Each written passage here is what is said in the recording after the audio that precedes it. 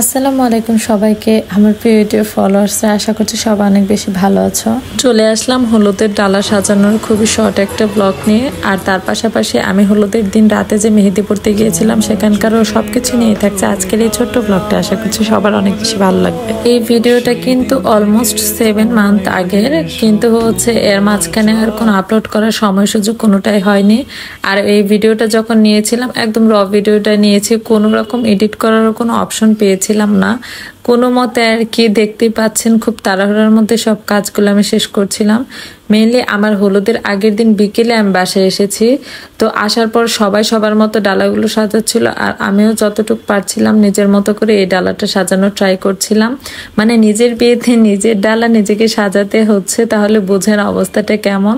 কারণ জানানো হয়েছিল খুবই পরে সবাইকে, যার কারণে কিছু লোক এসেছিল আর কিছু লোক পরের দিন আসবে, মানে হলুদের দিন সকালে আসবে, এরকম একটা পরিস্থিতি।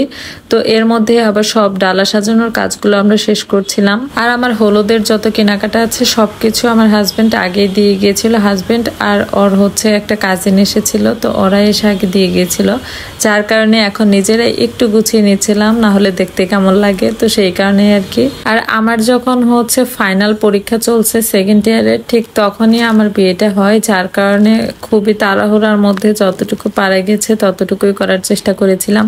কি যে তাড়াহুড়ার মধ্যে এই কেনাকাটাগুলো হয়েছিল আসলে কি বলবো আর, যার কারণে খুব সুন্দর করে একদম গোছানো যে একটা প্রিপারেশন তার কোনো কিছুই আমার বিয়েতে হয়নি। তো যাই হোক, যতটুকু হয়েছে তার জন্য আলহামদুলিল্লাহ বলছি, কারণ মহান আল্লাহ তাআলা যেরকম চেয়েছিল বিয়েটা ঠিক সেভাবেই হয়েছে।